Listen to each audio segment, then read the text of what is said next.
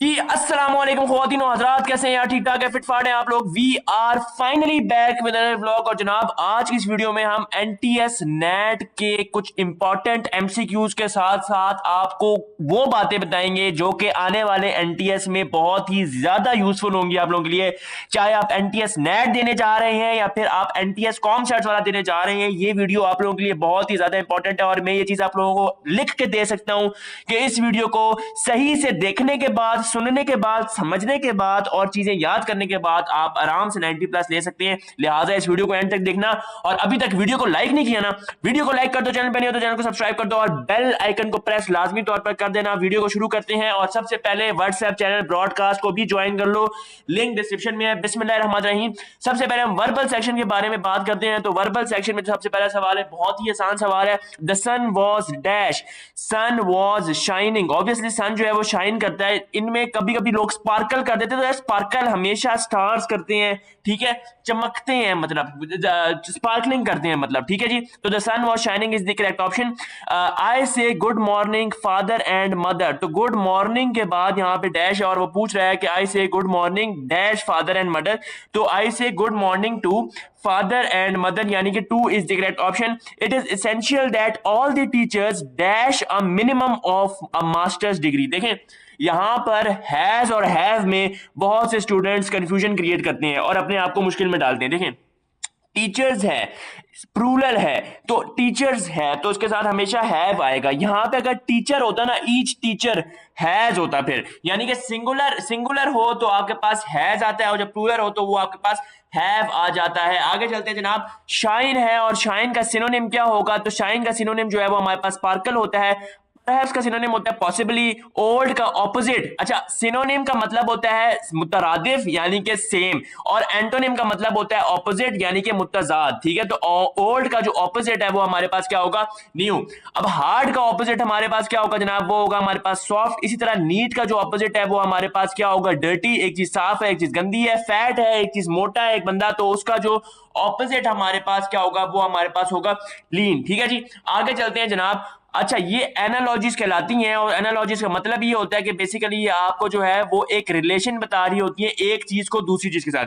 यानी कि फुट और इंचेस का आपस में रिलेशन बताया तो मीटर और माइल्स आपस में दूसरे के साथ रिलेटेड हैं। सेम इज द केस के फ्लाई और एयर है तो स्विम वाटर, यानी कि देखें एयर में आप उड़ते हैं और वाटर में आप यानी कि हवा में उड़ सकते हैं और पानी में स्विम कर सकते हैं यानी कि तैर सकते हैं, ठीक है जी। अब यहां पर अगर आप देखें तो लेंस और ग्लास, इसी तरह same is the case with sweater और वूल। अब यहाँ पे कॉन्टिन्यू का सिनोनिम क्या होगा? यानी कि एक चीज चल रही है, जारी है, कॉन्टिन्यू है, तो उसका सिनोनिम या फिर सिमिलर वर्ड होगा कैरी ऑन, यानी कि उस चीज को कंटिन्यू रखना, कैरी ऑन रखना। आफ्ताब डैश आ बाइसाइकिल। अब यहाँ पे बहुत से स्टूडेंट्स रोड कर देते हैं। ठीक है, सबसे पहली बात तो ये है कि यहां पर प्रेजेंट होगा। क्यों होगा? क्योंकि यहां पर प्रेजेंट के जो रूल्स मैंने आप लोगों को जूम के सेशन में भी बताए थे, और इनफैक्ट मैं सेशन करवा भी रहा हूं जूम का, व्हाट्सएप पे ब्रॉडकास्ट पे आप लोगों के साथ लिंक शेयर कर दूंगा। तो वो मैं आप लोगों के साथ डिटेल में एक एक इंपॉर्टेंट पीडीएफ शेयर करूंगा जिसमें सारे प्रेजेंट पास्ट फ्यूचर टेंसेस और इसी के साथ एक्टिव पैसिव और डायरेक्ट इनडायरेक्ट के रूल शेयर हुए हैं। खैर, Aftab is riding a bicycle, ठीक है। अच्छा, dash in the world export diamonds only a few Nations, यानी कुछ नेशन या कौमें हैं दुनिया में जो कि डायमंड्स को एक्सपोर्ट करते हैं, ठीक है जी। आगे चलते हैं। क्वांटिटेटिव सेक्शन आ गया जी, आप बड़ा इंपॉर्टेंट है, ये पास्ट पेपर के सवालात हैं सारे, लिहाजा मैं बार बार कह रहा हूं कि इन चीजों को अच्छे तरीके से कर लो कर लो और कर लो। और हमारा जूम पेड सेशंस जो हैं वो भी आने वाले दिनों में स्टार्ट होने जा रहे हैं, उनकी भी अपडेट आप लोगों को मिल जाएगी। खैर, number of proper subsets possessed by a singleton set is, यानी कि प्रॉपर सबसेट्स जो होते हैं, नंबर ऑफ प्रॉपर सबसेट जो कि सिंगलटन सेट में होते हैं वो कितने होते हैं? जीरो होते हैं। Keep this thing in mind कि number of proper subsets possessed by a singleton set is zero. आगे चलते हैं जनाब। वो ये कह रहा है कि जनाब इफ अ पंप रेजेस, अब पंप बेसिकली आप एक मोटर को ले लें या फिर आप कह लें कि कोई भी चीज जो पानी को ऊपर चढ़ा रही है, फॉर एग्जांपल घर की एग्जांपल ले लें कि नीचे से पानी ऊपर चढ़ा रहे हैं, आप ऊपर वाली टैंकी में चढ़ा रहे हैं, और वो ये कह रहा है कि जनाब एक पंप है जो कि 600 लीटर यानी कि 600 लीटर्स ऑफ वाटर को रेज कर रहा है, ऊपर पहुंचा रहा है, कितनी देर में? 45 मिनट्स में। अब वो क्या कह रहा है कि जनाब how much water will it take rise will it raise in 1 hour. यानी कि वो ये कह रहा है, बहुत इंपॉर्टेंट एमसीक्यू में गौर से समझे, ये एक रिलेशनल टाइप ऑफ एमसीक्यू होते हैं जो कि आपको रिलेशन बता रहे होते हैं दो चीजों का। देखें, वो ये कह रहा है 45 मिनट में 600 लीटर पानी ऊपर जा रहा है, तो 1 घंटे में कितना पानी ऊपर जाएगा। तो सिंपल है, आपने क्या करना है, आप सिंपल क्या करेंगे कि 600 को 45 पे डिवाइड करेंगे और इसको इक्वल करेंगे x/60 के, और आपके पास आंसर 800 लीटर आ जाएगा। इसका एक और तरीका भी होता है करने का, वो ये होता है कि आप इसको इस तरीके से भी लिख सकते हैं, मैं आपको और करके दिखाता भी हूं। सिंपल आपने क्या लिखना होता है, यहां पर आपने ये लिखना होता है कि जो चीज आपने फाइंड करनी है ना, आपने क्या फाइंड करना है, वाटर, यानी कि आपने लीटर्स फाइंड करने हैं, ऐसी बात है, उसको आपने राइट साइड पर रखना है। तो आप यूं लिख सकते हैं कि 45 इज इक्वल टू, किसका लिखेंगे, 45 इज इक्वल टू 600, 45 मिनट्स का निकल आएगा। ठीक है जी। अच्छा, आगे हम कर सकते हैं कि 1 मिनट में कितना हो रहा है, तो 1 is equal to 600 divided by 45। ठीक है जी। और अब आपने कितने के लिए निकालना है, 1 घंटे के लिए, जो कि हमारे पास होता है 60 मिनट्स। तो आपने 60 के लिए किया, तो आपने क्या किया, 600 डिवाइडेड बाय 45, और इसको मल्टीप्लाई किससे करेंगे, 60 से करेंगे। सेम इज द केस, इधर भी यही काम हो रहा है, ये डायरेक्ट लिखा हुआ है, लेकिन इधर भी यही काम हो रहा है। x की वैल्यू निकलेगी ना, तो 60 उधर जाके मल्टीप्लाई हो जाएगा, तो 600 डिवाइडेड बाय 45 मल्टीप्लाई बाय 60, तो आपको पता लग जाएगा 60 मिनट्स, यानी कि 1 घंटे में। ये 60 क्यों लिखा है मैंने, क्योंकि 1 hour is equal to 60 minute होता है, यहाँ पे 1 नहीं लिख सकता, क्योंकि यहाँ पर ऊपर जो मैंने यूनिट यूज किया 45 का, वो मिनट्स में किया है। ठीक है, तो इस लिहाज से आप लोगों को चीज कंफर्म हो जानी चाहिए कि 60 मिनट्स में या 1 घंटे में कितना पानी जो है वो ऊपर जाएगा। अच्छा जी, which of the following is the commutative law of addition. Laws बहुत इंपॉर्टेंट है, चाहे वो डिस्ट्रीब्यूटिव लॉ हो, चाहे वो एडिटिव लॉ हो, चाहे वो ट्रांजिटिव प्रॉपर्टी हो। खैर, इसमें ये कह रहा है कि आपके पास कम्यूटेटिव लॉ ऑफ एडिशन कौन सी होती है, तो वो आपके पास होती है a + b = b + a। Next question की तरफ मूव ऑन करते हैं, वेरी इंपॉर्टेंट एमसीक्यू।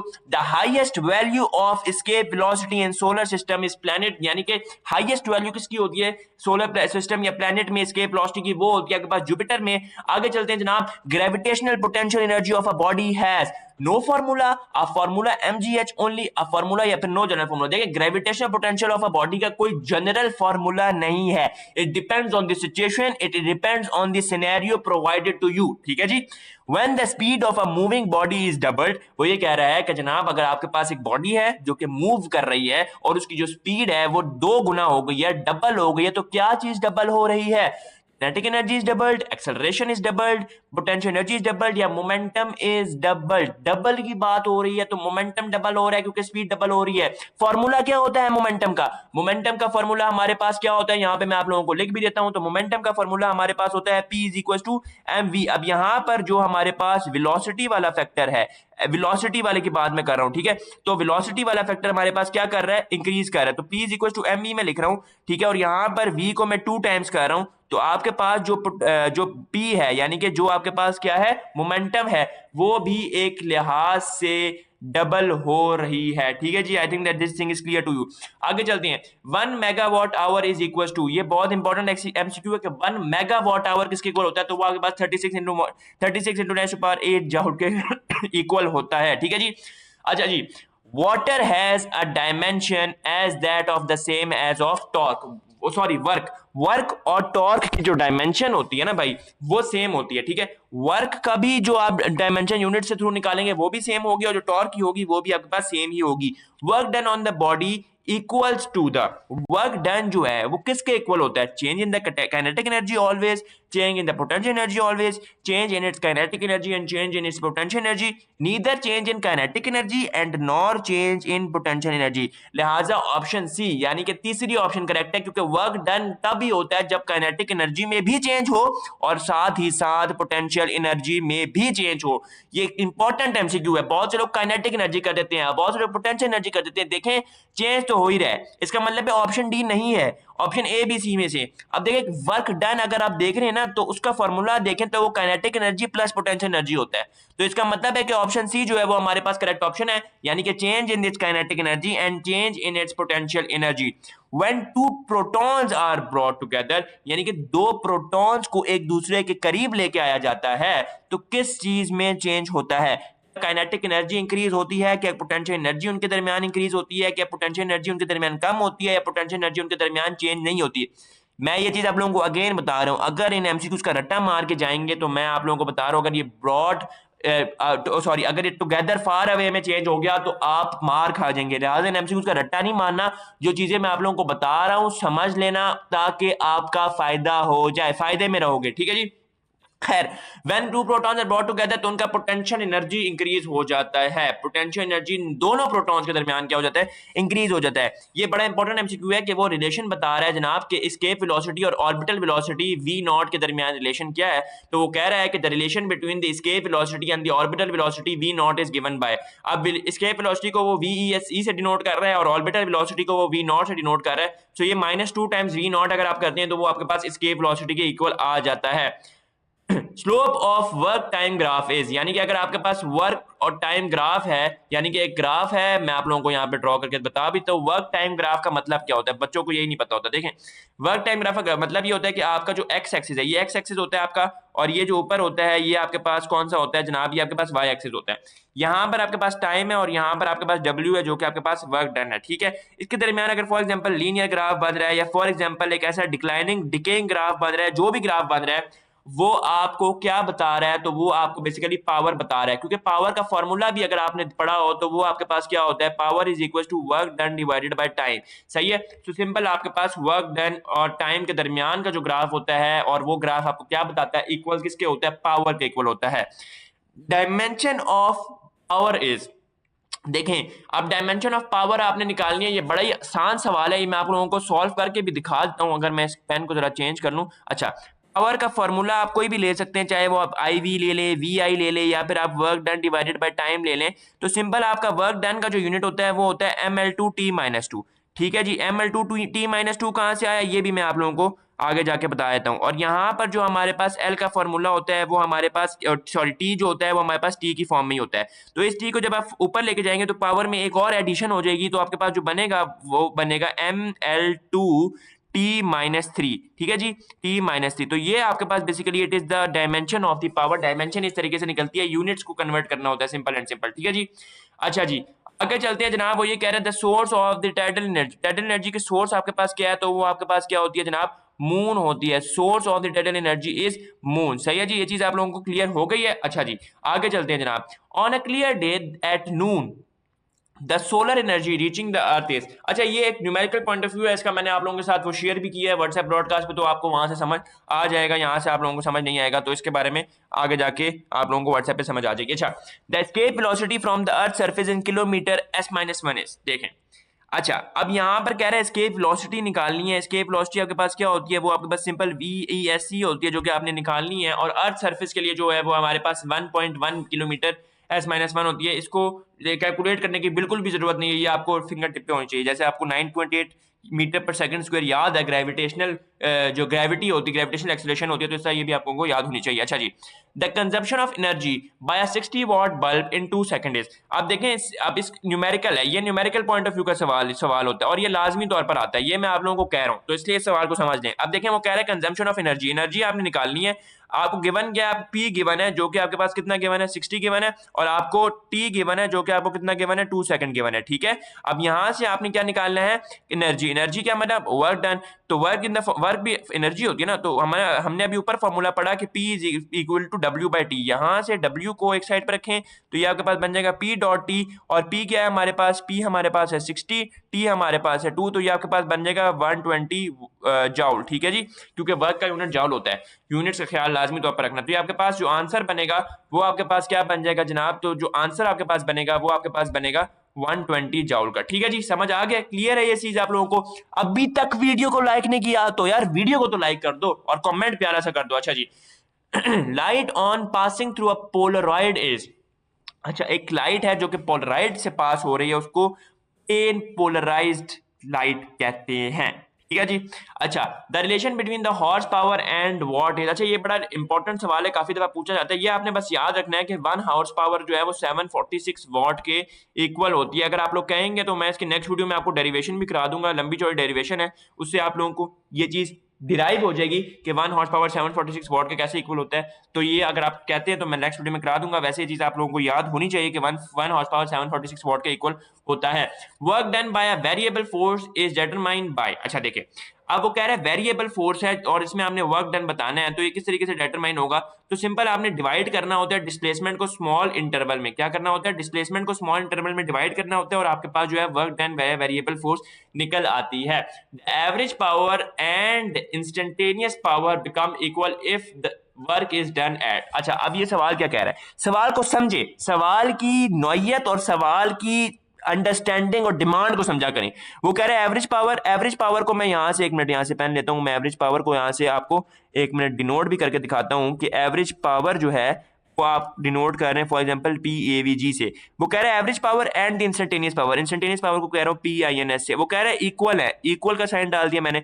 वो कब इक्वल है, जब वर्क डन कब हो, वर्क डन क्या हो, किस रेट पे हो, यूनिफॉर्म रेट पे हो, यानी कि यूनिफॉर्म हो, सेम रेट पे होगा अगर वर्क डन दोनों का, यानी कि पी एवरेज का जो वर्क डन है, पी का तो फॉर्मूला को पता है ना, वर्क डिवाइडेड बाय टाइम, तो जो इसका वर्क डन है और जो अगर इसका वर्क डन है इंस्टेंटेनियस का निकलेगा, अगर इन दोनों का वर्क डन इक्वल होगा तो आपके पास सेम रेट पर होना, रेट का मतलब है टाइम भी, तो आपके पास एवरेज पावर इंस्टेंटेनियस पावर के इक्वल होगी। ठीक है जी।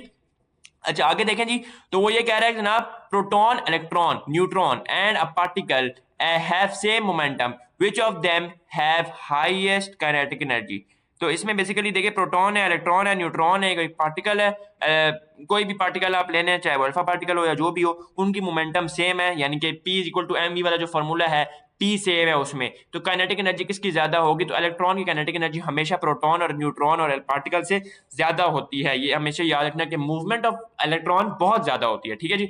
Which of the following can not be polarise, तो साउंड वेव को किसी तरीके से भी पोलराइज नहीं किया जा सकता। ये आगे जाके अगर आप कम्युनिकेशन वाली फील्ड में जाते हैं तो प्रिंसिपल ऑफ कम्युनिकेशन सिस्टम एक कोर्स है पूरा, जिसमें सारी चीजें बताई जाती है कि पोलर कौन से होते हैं, एंटी पोलर कौन सी चीज होती है, आपके पास किस तरीके से साउंड बनता है। बेसिकली जो आपके पास, ये थोड़ी सी हट के बात हो रही है, लेकिन जो आपके पास वेव्स बनती हैं इसके पीछे क्या थ्योरी होती है, बैक एंड पे क्या चल रहा होता है, कौन कौन से फिल्टर्स लगे होते हैं, लो पास, हाई पास, बैंड पास, ये सारी चीजें आप लोग वहां पे जाके पढ़ेंगे। अच्छा, अब वो कह रहे हैं in monochromatic red light a blue book will probably appear to be black. Red light monochromatic है और उसमें जब monochromatic red light blue book पे जब अफेक्ट करेगी तो वो ब्लैक अपीयर होगा। ठीक है जी। अच्छा, यंग्स डबल, अच्छा मैं ये चीज आप लोगों को बता दूं, फिजिक्स के पोर्शन में यंग्स डबल स्लिट का टॉपिक कभी भी भूल कर भी आप लोगों ने बगैर पढ़े नहीं जाना।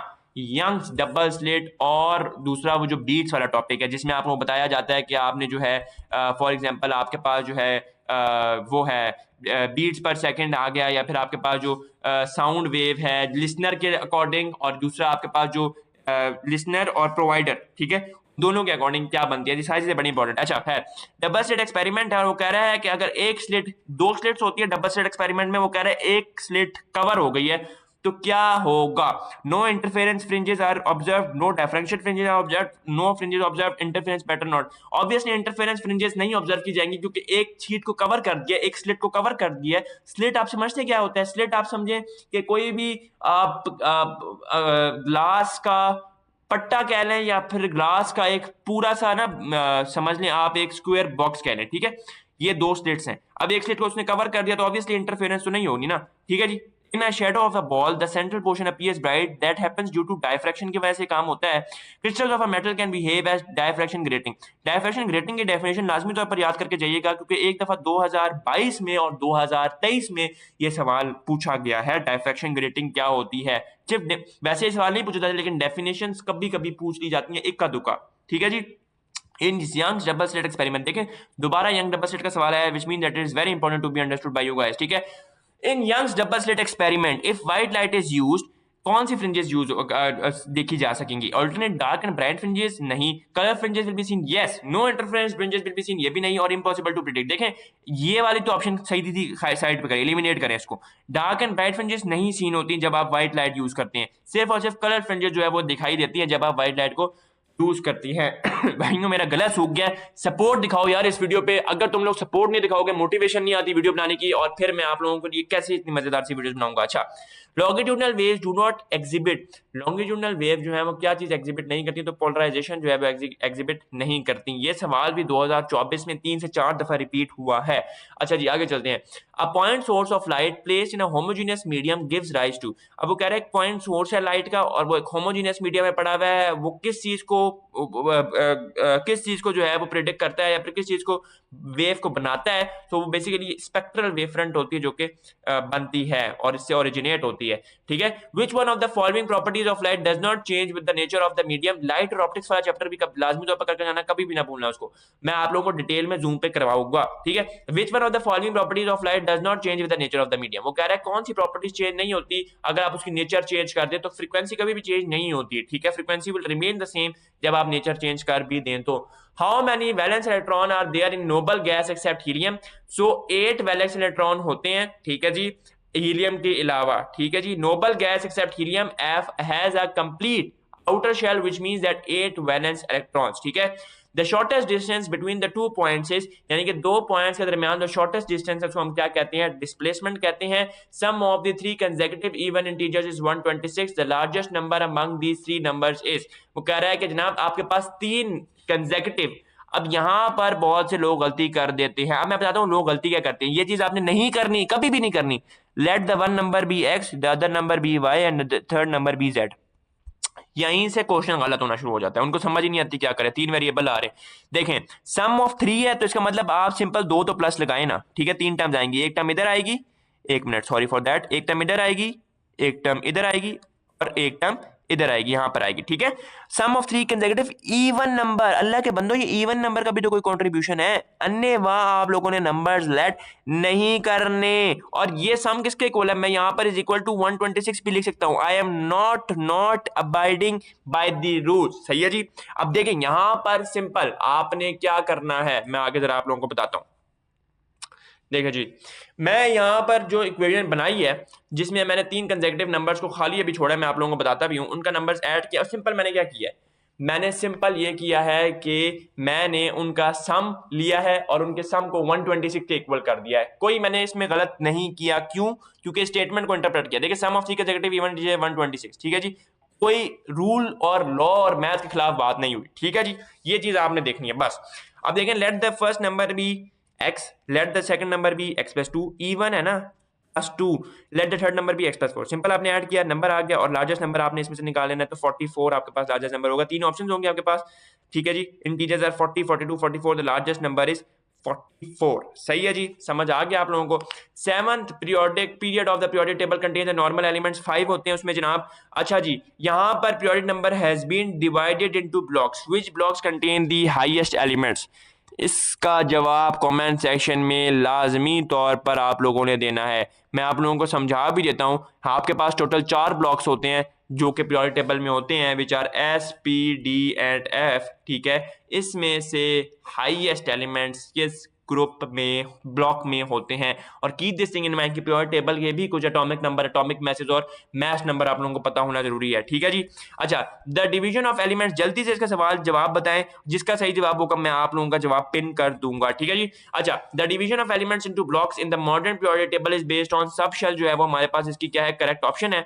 Keeping in view the size of the atom, which order is the correct one. अब देखिए जब आपको एटॉमिक नंबर ही नहीं पता होगा तो आपको साइज ऑफ द एटम्स कैसे पता लग सकता है। एटॉमिक नंबर या साइज ऑफ द एटम आप लोगों को जब तक नहीं पता होगा तो आप कैसे करेंगे इसको, तो आपका जो बेरियम है वो ग्रेटर होता है मैग्नीशियम से। The element with the highest first ionization energy, एक और इंपॉर्टेंट चीज मैं यहां पे लिखने लगा हूं, गौर से देखना, ionization energy, shielding effect, shielding effect को मैं एसई से लिख रहा हूँ, ठीक है। इलेक्ट्रॉन एफिनिटी जो कि ई से मैं लिख रहा हूँ, ये चीजें आपको पता होनी चाहिए कि डाउन द ग्रुप इंक्रीज होती हैं, डिक्रीज होती हैं। लेफ्ट टू राइट क्या होता है, अगर आप अलोंग द उसमें रो में जा रहे हैं या डाउन द ग्रुप जा रहे हैं, ये आप लोगों को पता होना चाहिए, अलोंग द पीरियड जा रहे हैं, डाउन द ग्रुप जा रहे हैं, ठीक है जी। The element with the first ionization energy is, highest first ionization energy is, तो nitrogen is the correct option. Mark the correct statement. Na plus is smaller than Na, Na plus is larger than Na, Ca minus is smaller than Cl, Cl minus 1 is and Cl are equal। देखें simple है, Na plus है वो smaller ही होगा Na से, because it has donated 1 electron and gave the positive sign, ठीक है जी। The element with the atomic number 9 is closest in the chemical properties with the elements of the atomic number।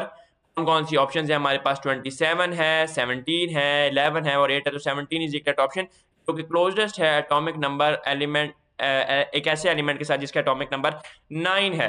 Who introduce the zero group, काफी दफा ये सवाल repeat हुआ है कि zero group किसने इंट्रोड्यूस करवाया, पीरियोडिक टेबल किसने इंट्रोड्यूस करवाया, आपके पास बोहर एटॉमिक मॉडल किसने इंट्रोड्यूस करवाया, सो मोजले ने जीरो ग्रुप इंट्रोड्यूस करवाया है, ठीक है जी, एम आई राइट। अच्छा जी आगे देखें, elements of group 2b are called जो 2b ग्रुप के एलिमेंट्स होते हैं वो कहलाते हैं आपके पास नॉन टिपिकल ट्रांजिशन एलिमेंट्स। सही है, समझ आ गया आप लोगों को ये चीज? अगर आपको कोई चीज समझ नहीं आई तो कमेंट सेक्शन आप लोगों के लिए ही है भाइयों। कमेंट सेक्शन में कमेंट करें, आप लोगों के साथ मैं आप लोगों को बताऊं कि मैं अपने बड़ी चीजें आप लोगों के साथ मैंने आप लोगों के साथ शेयर करनी है जो कि एनटीएस से रिलेटेड है। और ये चीज मैं आप लोगों को कह सकता हूँ आराम से कि अगर आप मेरी इन वीडियोस को गौर से देखते हैं, समझते हैं, कोई आपको अच्छे नंबर देने से नहीं रोक सकता।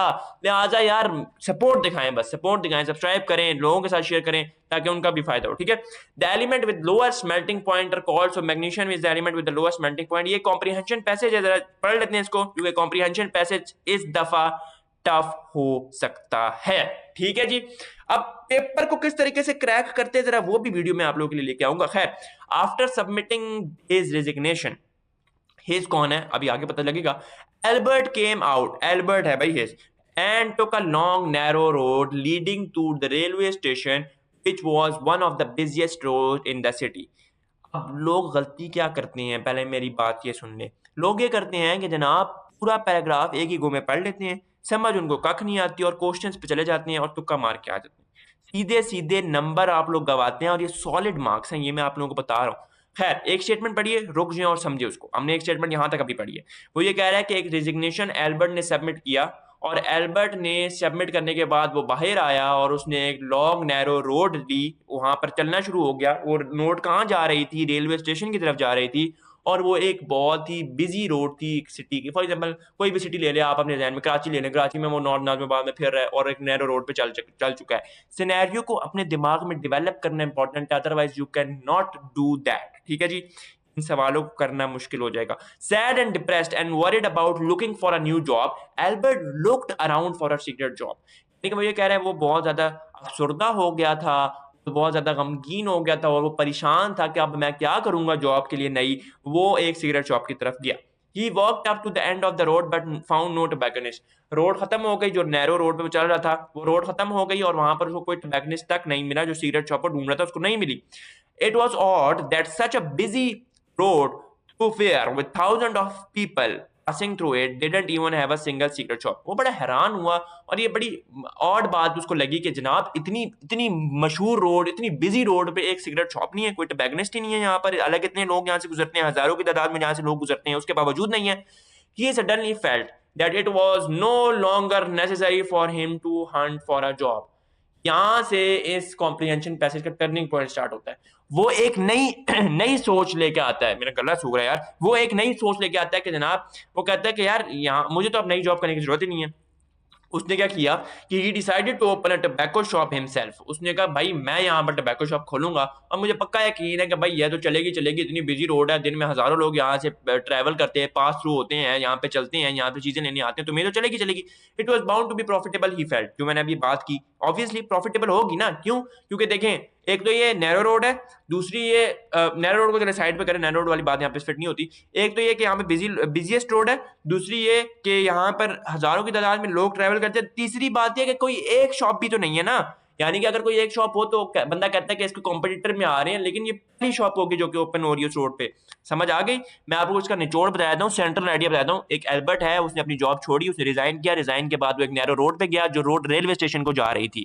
उसके बाद उसने क्या किया, वो बहुत उदास हुआ, नर्वस हुआ, हैरान हुआ और गमगीन हुआ और उसने कहा कि मैं अब क्या करूंगा नई जॉब के लिए। अच्छा, तो उसने जो है वो एक सिगरेट की दुकान ढूंढना शुरू की और रोड एंड हो गई, लेकिन उसको सिगरेट शॉप या टबैकोनिस्ट की शॉप नहीं मिली। उसके बाद क्या हुआ कि उसने सोचा कि जब मुझे कोई और नई जॉब करने की जरूरत नहीं है, आई will be starting that business, और वो प्रॉफिटेबल होगा। आगे चलते हैं जनाब। आफ्टर सबमिटिंग हिज रेजिग्नेशन, अच्छा इनके जवाब जो है ना वो आप लोगों को कुछ के मैं अभी बता देता हूं, कुछ के आप लोगों ने कमेंट्स में बताने हैं ताकि इससे आप लोगों को भी तो फायदा हो ना, आप लोगों को पता तो लगे, एवेल्युएट कर सकें आप लोग अपने आप को कि मुझे कितना आया समझ। खैर, आफ्टर सबमिटिंग हिज रेजिग्नेशन को सबमिट करने के बाद Albert came out worried about obviously a job, a next available train, shelter या सिगरेट। बहुत आसान है, जल्दी से कमेंट करें, I am waiting for you, 5 seconds है आपके पास। क्या कह रहा है कि रेजिग्नेशन को जमा करवाने के बाद एल्बर्ट बाहर आया वरिड, और उसने किस चीज के बारे में वो परेशान था, यहाँ पे लिखा हुआ भी है, चलिए मैंने ये खोल दिया आप लोग। 5 सेकंड है, 5 4 3 2 1। ठीक है जी, अच्छा आगे चलते हैं जनाब। Albert was sad and depressed. Albert sad और डिप्रेस्ड क्यों था? Because He was not able to buy cigarettes. He was worried about finding a job. बहुत आसान है यार. He had no money for the train journey और he had to walk on a long road. जल्दी से बताएं इसका answer. 5 seconds है आपके पास. देखिए वो कह रहा है कि एल्बर्ट सैड और डिप्रेस क्यों था. ऑप्शन जल्दी से लिख दें, ऑप्शन नंबर लिख दें जल्दी से. ठीक है जी. अच्छा जी आगे चलते हैं जनाब. There was no cigarette shop on that road because option A, it was very narrow road. Option B, cigarette shop owners do not make any profit. Option C, smoking is banned in that area. जिसका दूर दूर तक कोई ताल्लुक ही नहीं है, उसमें कहीं भी नहीं लिखा वही बात. Yes, by chance nobody had opened one on that road. जल्दी से बताए. देखिए बी और सी नहीं है, मैं पहले बता रहा हूँ. जल्दी से बताए. 5 सेकंड है आपके पास. अच्छा जी आगे चलते हैं. Albert decided not to look for a new job because. अच्छा इसका आंसर आखिरी लाइन में लिखा हुआ था, मैं आप लोगों को यहाँ पे बता देता हूँ. ठीक है खुद देखें अब यहाँ पर. अच्छा ठीक है जी. Albert decided not to look for a good job new job because option A, there was no hope of finding a job. कोई उम्मीद नहीं थी जॉब ढूंढने के लिए. He saw a possibility of self employment. उसने कहा कि मैं खुद मुख्तार और खुद अपना एक बिजनेस जो है वो डेवलप करूंगा, बिल्ड करूंगा. The thought of having to look for a job greatly distressed him. Option D है, he did not want to work at all. बहुत आसान है, जल्दी से कमेंट्स में बताएं. और ये मैं बता दूं कि कॉम्प्रिहेंशन पैसेज अभी मैं आप लोगों को डिफिकल्टी लेवल, ये डिफिकल्टी लेवल बिगिनर है. अगर आप यही नहीं कर पा रहे तो इसका मतलब है that is very alarming situation. आपके 5 के 5 नंबर खतरे में है. लिहाजा कॉम्प्रिहेंशन पैसेज में आप लोगों को डिफिकल्टी लेवल वाले, हार्ड लेवल वाले भी कराऊंगा जिसका डिफिकल्टी लेवल हार्ड होगा, लेकिन पहले ये करवाना बहुत जरूरी था. ठीक है जी. स्टैंड या डैश, और इनफैक्ट ये रिपीटेड है, ये पहले भी आ चुका है. ठीक है तो आसान भी आते हैं मुश्किल भी आते हैं, मैं आप लोगों को दोनों तरीके से प्रिपेयर करवाऊंगा. Stand here dash I speak. खड़े रहो यहां पर जब तक कि मैं बोल रहा हूं, यानी कि while I speak is the correct option. Studded starfish are well protected from. अच्छा लोग ना यहाँ से पढ़ते हैं यार तो इतने मुश्किल वर्ड लिखे हैं तो समझ ही नहीं आ रही, छोड़ दो इसको, तुक्का लगा दो. नहीं यार ऐसा नहीं होता, पढ़ो इसको. Studded starfish are well protected from the most predators and parasites by dash surface who studs are actually modified spines. Simply वो ये कह रहे हैं कि स्टडी स्टारफिश जो होते हैं वो प्रोटेक्टेड होते हैं प्रीडेटर से और पैरासाइट से. किसकी सरफेस? उनकी सरफेस होती है आर्मर टाइप से. ठीक है जी. आर्मर टाइप से सरफेस होती है और उनकी वजह से वो प्रोटेक्ट रहते हैं प्रीडेटर से भी और पैरासाइट से भी. Rahila spoke dash that it was applauded by all. Applauded का मतलब होता है कि सहराना या किसी की तारीफ करना. Well as well very well so well. अब मैं बता दूं लोग गलती क्या करते हैं, वेरी वेल कर देते हैं. देखिए राहिला ने इतना अच्छा बोला, सो वेल होगा, इतना अच्छा. वेरी वेल नहीं, क्योंकि that it was applauded by all है ना कि लोगों ने उसको सराहा. अगर खाली यहां तक स्टेटमेंट होती और ये वाली चीज ना होती जो कि मैंने अभी हाईलाइट किया तो फिर वेरी वेल ठीक था. लेकिन आगे ये वर्ड जो आ गया ना that it was applauded by all, so well is the correct option of this MCQ. So well is the correct option of this MCQ. ठीक है जी. समझ आ गया आप लोगों को? I think that this thing needs to be clear by you guys. ठीक है जी. Clear है चीज आप लोगों को? उम्मीद करता हूं कि आप लोगों को ये चीज समझ आ गई होगी. अब मैं आप लोगों के साथ जो बात शेयर करने जा रहा हूं ये बहुत इंपॉर्टेंट है. वो ये है कि कल भी वीडियो आ रही है, आप लोगों की फरमाइश पर परसों भी वीडियो आ रही है, और ये वीडियोज आप लोगों के लिए बहुत इंपॉर्टेंट है. 8 दिसंबर के टेस्ट प्रिपरेशन से रिलेटेड जूम क्लास भी अरेंज करवा रहा हूँ. आप लोगों ने व्हाट्सएप ब्रॉडकास्ट चैनल ज्वाइन कर लेना लाजमी तौर पर. और मैं आप लोगों को बता रहा हूँ फिजिक्स का पोर्शन टफ होगा, तो फिजिक्स को अच्छे तरीके से ग्रिप करना. इसलिए मैंने फिजिक्स पे ज्यादा फोकस किया. मैंने आप लोगों को मार्कर से भी समझाया जानबूझ के आप लोग फिजिक्स पे फोकस करें. I will be talking about physics each and every important MCQ of past paper in my coming video. आपसे मिलेंगे नेक्स्ट वीडियो में. Till then take care and अल्लाह हाफिज.